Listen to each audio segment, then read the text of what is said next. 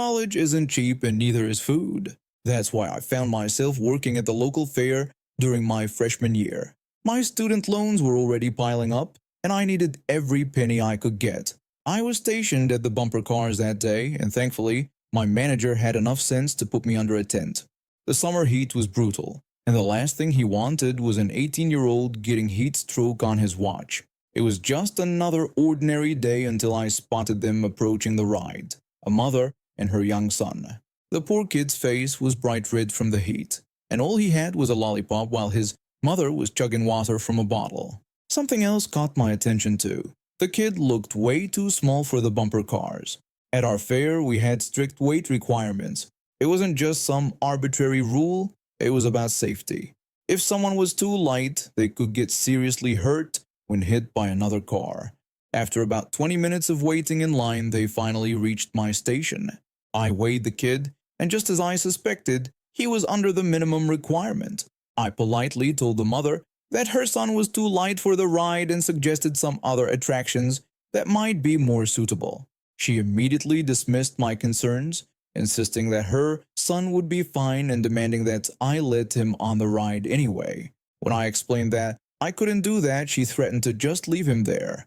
I had to remind her that babysitting wasn't part of my job description, which only made her angrier. She started yelling about disrespect, and I decided it wasn't worth arguing anymore. I kept an eye on the kid while letting other guests onto the ride.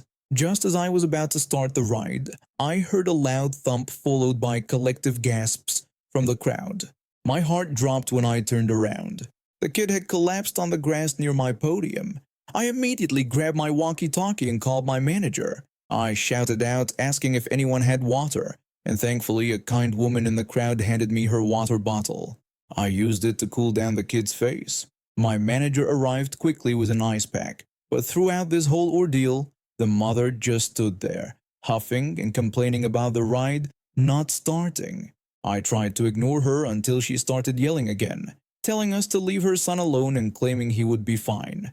When I told her that her son could die, she just screamed louder, insisting that she knew what was best for her child since she was his mother. That was it. I'd had enough of this woman choosing a carnival ride over her child's well-being. I pulled out my phone and called the police. When she realized what I was doing, she tried to make a run for it, but a bystander managed to hold her down until the authorities arrived. She even had the audacity to try pressing charges against the guy who stopped her from fleeing. The police showed up with an ambulance. The kid, who was starting to regain consciousness, was taken to the hospital, while his mother was put in the back of a police car. Child Protective Services got involved, and they called the kid's father too. They needed to investigate the home situation, but it was clear the mother was in serious trouble. She ended up getting charged with several offenses, including child endangerment. I've been a dentist for over 15 years now, running my own practice in a quiet neighborhood. It's been mostly rewarding, helping people maintain their dental health while building a successful business. My office staff has always been great at handling difficult patients, but nothing could have prepared us for what happened last Wednesday. The day had started normally enough. I had a full schedule of appointments, including one with this demanding patient who'd been coming to my practice for about 6 months. She'd always been challenging, constantly complaining about wait times, demanding immediate appointments, and being rude to my staff. She'd even tried to negotiate prices after treatments were completed, but she always paid eventually, so we tolerated her behavior. That Wednesday, she had an appointment scheduled for 2 p.m. She didn't show up. No call, no message, nothing. We tried reaching her but got no response. It wasn't a huge deal. We'd just charge her the missed appointment fee as per our policy. I finished up with my last patient around 6 p.m., closed the office, and headed home. My wife's a nurse at the local hospital, but she'd managed to get off early that day. We were looking forward to a quiet evening together, something rare given our usually conflicting schedules. We'd just finished making dinner and were sitting down to eat when we heard it. Bang, bang, bang. At first, we thought it was just some kids playing around, but then we heard the screaming. It was Karen, and she was demanding to be let in. She was shouting about how she knew we were home and that we needed to open the door right away. My wife and I looked at each other. I immediately recognized the voice, and my wife asked if it was my patient. The banging continued, getting more aggressive. Karen kept screaming about how her tooth was killing her and that she wasn't leaving until I treated her. I went to the front door with my wife right behind me. She had grabbed her taser, a gift from her brother after she started doing night shifts at the hospital. When I asked Karen what she was doing at my house and how she found it, she admitted to following my car from the office. She kept insisting that she needed treatment immediately and that I couldn't refuse her because she was in pain.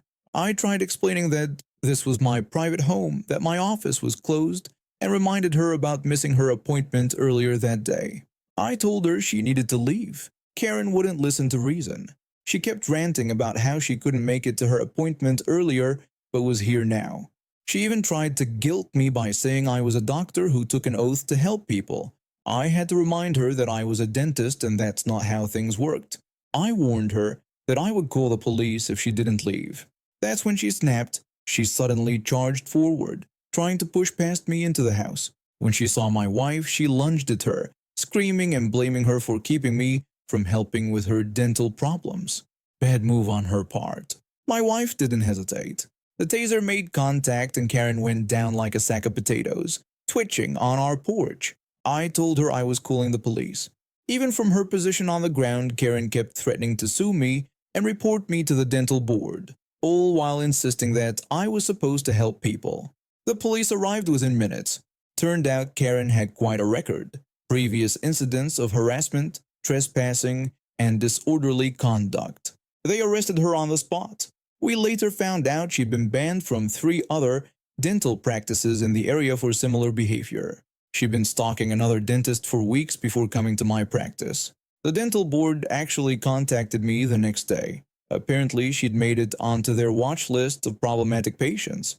We installed security cameras the next day, and I had a long talk with my office staff about updating our patient screening process. I also found out she'd been harassing my receptionist through social media, something she'd been too afraid to tell me about. Karen's now facing multiple charges, has a restraining order against her, and is banned from my practice permanently. She's now having trouble finding any dentist in the city willing to take her as a patient. Maybe she'll finally learn that being entitled doesn't get you what you want. My doctor changed my cholesterol medicine even though the one I was taking was working well. That turned out to be a big mistake. The new medicine started drying out my muscles without me even realizing it. By January 2019, my muscles had become so weak that I suddenly collapsed. That's how I found myself in a nursing home for rehabilitation. Here in Florida, that's pretty common for seniors who need to recover from various illnesses. The thing is, most of the staff there seemed to think every resident was just waiting around to die. I sure wasn't. I had plans to get better and get out of there. After a couple months of rehab, I had gotten back most of my strength. I still needed a wheelchair, though I was close to being cleared to use a walker instead. That's when I had my first run-in with this one nursing assistant who seemed to think her phone games were more important than her actual job. I had an appointment with a new doctor whose office was about 30 minutes away. Being a first-time patient, I knew there'd be extra paperwork to fill out, so I made sure to be ready extra early. I parked myself in the dining room where everyone could see me, waiting over an hour before the appointment time. What I didn't know was that the nursing assistant playing on her phone at the desk would be my driver. She finally came up to me just 15 minutes before my appointment. She asked if I was ready to go, and I told her I'd been ready for around an hour. She said she just needed to bring the van up.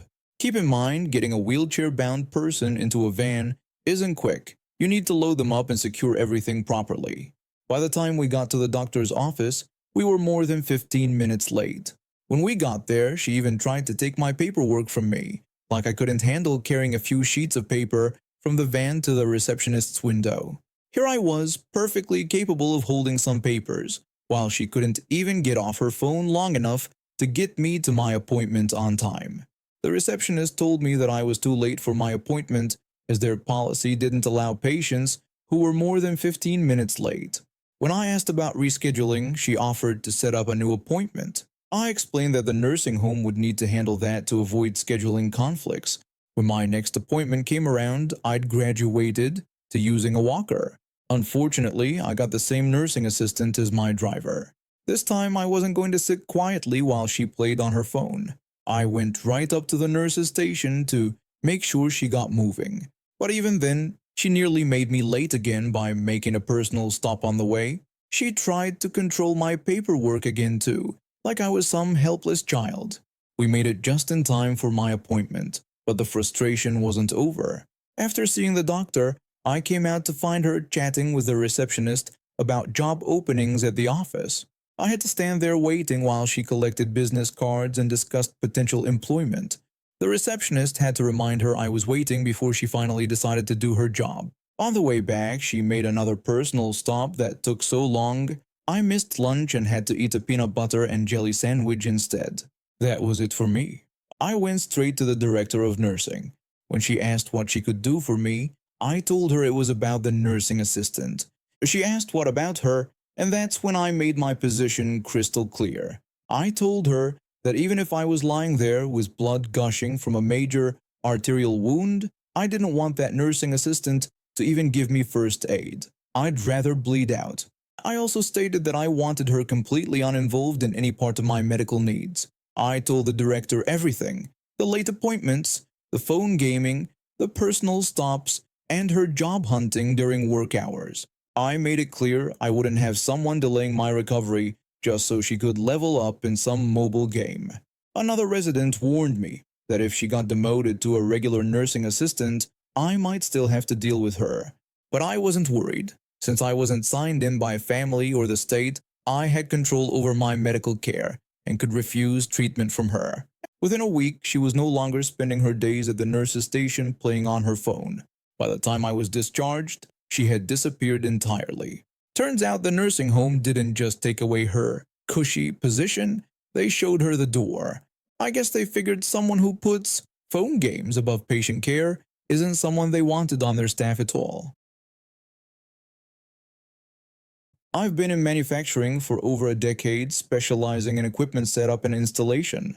My role involved working with process engineers to create specialized workstations, each requiring specific equipment kits. Think of them like different sized puzzles made from the same types of pieces.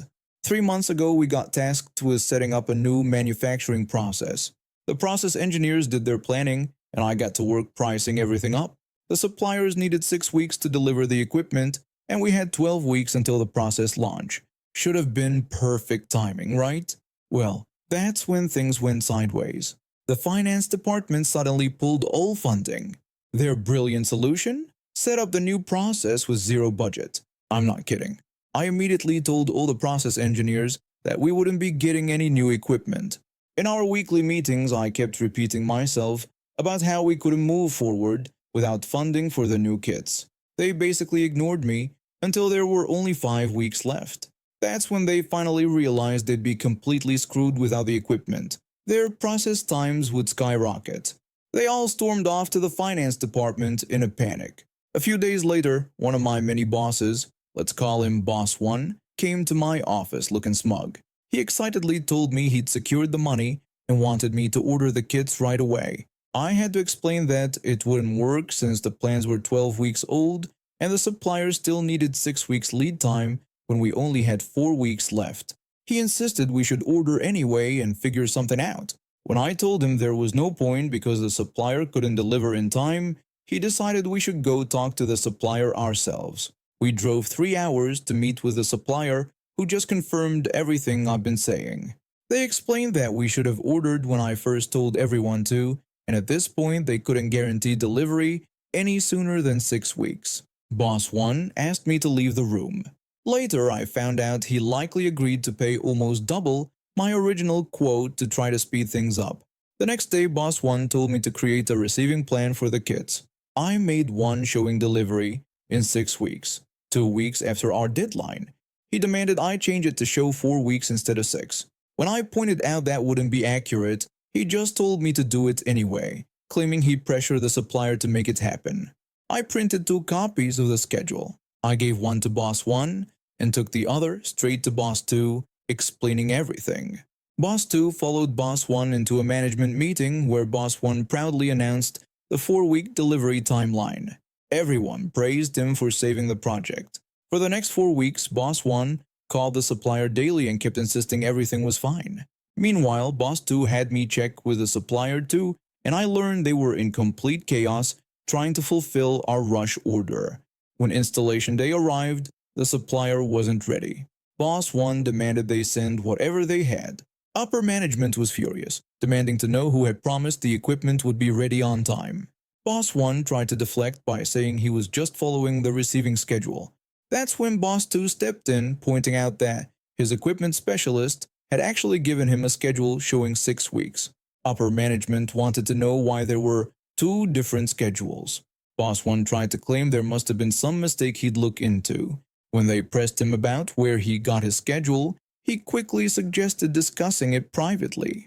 The delivery was a mess. Remember how I compared the kits to puzzles? Well, the first day, we got all the corner pieces for every kit.